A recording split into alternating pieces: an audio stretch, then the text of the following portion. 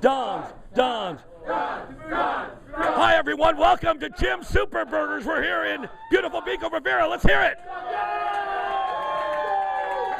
Another great edition of this, the Vinnie Lopez Show. It's almost like a playoff atmosphere here tonight. Why not? The Dons, the football team, the first game of the 2014 Del Rio League season, comes up with a great upset victory over Serna.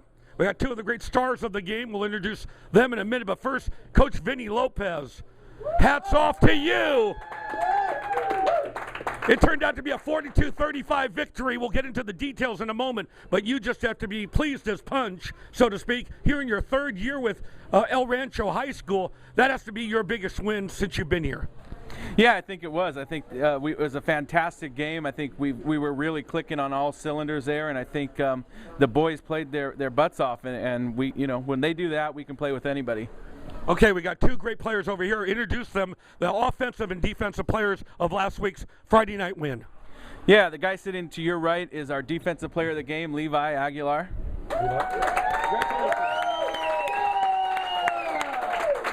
And then the guy to his right, our offensive player of the game, Isaiah Araujo. But really, Coach Vinnie Lopez, I know you texted me earlier today and you said the most important thing with this great victory, a team effort, wasn't it? Yeah, I think, like I said earlier, for us it was defense went out there, got a 3 and out, put us in great field position. Offense went down and scored on our first drive, and then from then we were just on fire the rest of the night on both sides of the ball. So it was a great team victory for us, absolutely. Right, and it seems to be, I don't know if you agree with this. You probably do. I don't want to seem too haughty, but a changing of the guards. Here's this Serna team, defending CIF champions. You lost big to them last year. Now all of a sudden they come into your house, and let me preface it by saying what happened at the end of the first half could have destroyed you. The 103-yard touchdown return, the interception on their part, it didn't. You were undaunted. You came back, could you believe it, 21 unanswered points against Serna.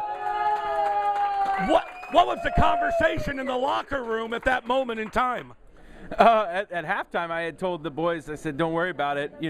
I said, I accept full responsibility for that. And not that, I think some of the people were probably like, what the hell was Coach thinking doing that? But truthfully, it was our offense was clicking on all cylinders. I knew that Serna was having problems stopping us. And our strength of our team at that point, or at this point in the game, unfortunately, is not our field goal kicking. My biggest fear was lining up to kick a field goal and having it get blocked and go 80 yards the other way. And it happened anyway, but in those type of situations, you live by the sword, you die by the sword, and we felt like we were going to live with our offense, and we were going to push our offense and try and put an opportunity to put the knife in at halftime, but it didn't work out like that. Our guys came back fantastic in the second half, didn't let them affect them, didn't let them hang their heads, and in fact, I think it refocused them that, hey, we got to go out there and play another half of football. And as you know, we're a good second half football team, and we did that. We came out and we shut them down and held them to one touchdown in the second half, and that's a credit to our defense. They played fantastic on Friday night, and to me, the game probably should have been 42-21.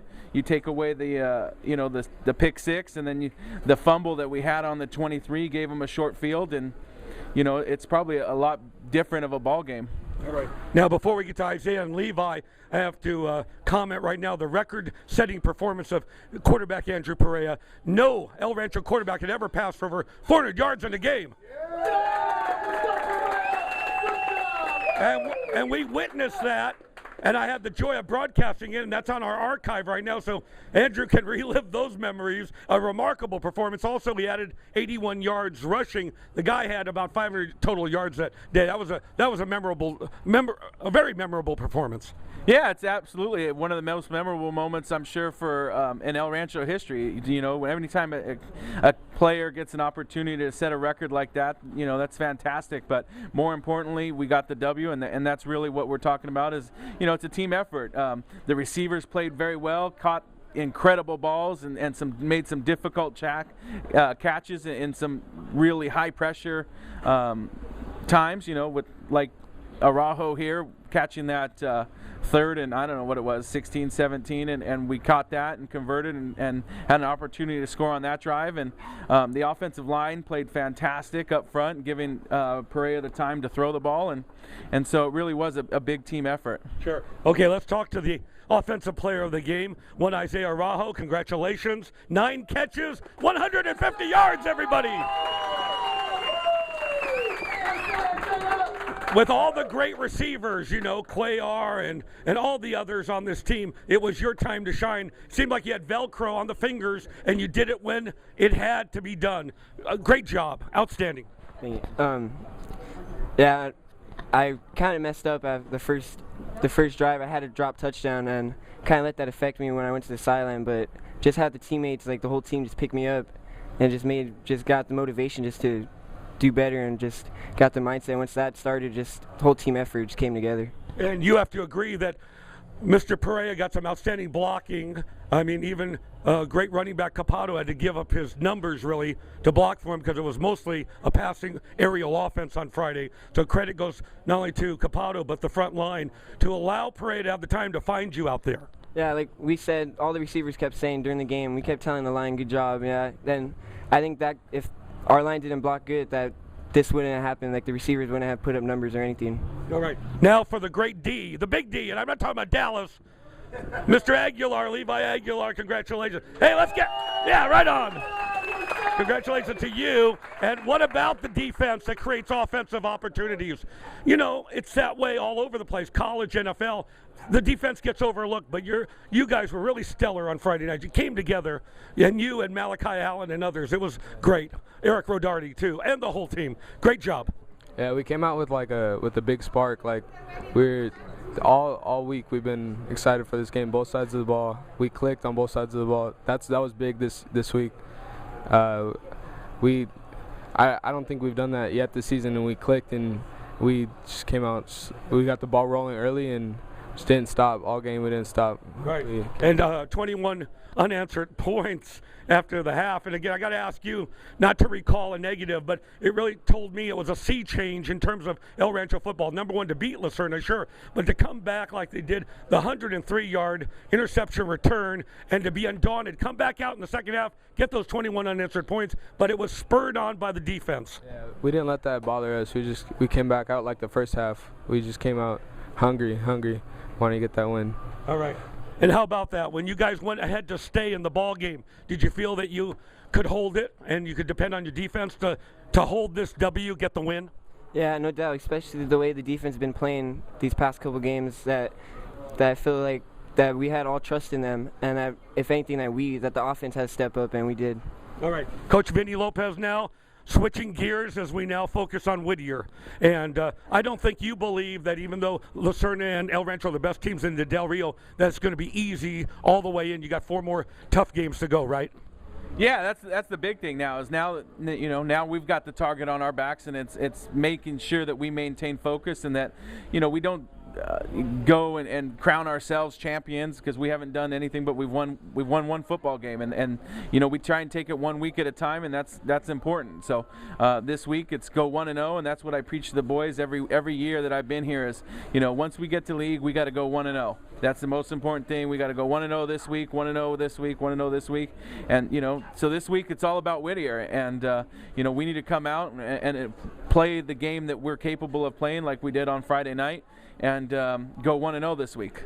And do you really feel your coaching philosophy is one where you just said one game at a time and not to get too high or low, truly stay in a kind of a bubble in between and inspire these guys every week no matter what has happened in the previous game? Yeah, for sure. I think that's football teams are a reflection of their head coach. I've always believed, and as long as I can kind of maintain that even kill, when good times, bad times, and things, aren't always going to bounce our way, and as long as we can continue to fight, we're going to be a good football team. And so I think that's it. It's trying to get these guys to focus, and we've had 2 fantastic days of practice so far. It's been really light, guys flying around and bouncing around, and I'm really impressed with our guys right now. And with the storied history of El Rancho football going back all those years to the early 50s and the national championship, 1966, this has to be one of the great wins ever. Wouldn't you parents agree with that? There's no doubt about it. I'm real thrilled to be able to broadcast. I really appreciate that. And, this is such a big event tonight at Jim's Superburgers. John Sherrard, the talented sports writer for Whittier Daily News. Katie, you can get a shot of him. It's all right. He's the talent for sport. Well, don't overdo it. But talented sports writer here covering this event. Don't forget Jim's Superburgers making these shows possible, and we'll be back on Friday. You don't want to miss it. If you don't make it to Don Memorial Stadium, I'll have the play-by-play. Don's taking on Whittier, 7 o'clock Pacific time on Waldcast. But of course, come on out to Don Memorial Stadium. What a great atmosphere, Coach. People have a good time when they go out there, don't they? They did. It was a fantastic crowd, and they were very supportive, and they were into it. And, we thank our fans for supporting us, and we ask that they come out and do it again. All right, Levi, thanks. Good luck this week against Whittier. Same to you, Mr. Araujo. That's a famous name. Brother Brian, we interviewed him a lot last year. He's now, in New Mexico now, and I think he's listening to the games. One of the great quarterbacks ever in, of course, Don's history, and he's listening, right? Yes, yeah. He told me after that he broadcasts the games, or he'll listen, and he told me after that he was proud of me and congratulations. Okay, Ryan, thanks for the support. We appreciate it. Okay, for the guys, the parents, Jim's Superburgers, Coach Vinnie Lopez, talk to you Friday on the network. For all of us, Ronnie Wald, so long for now.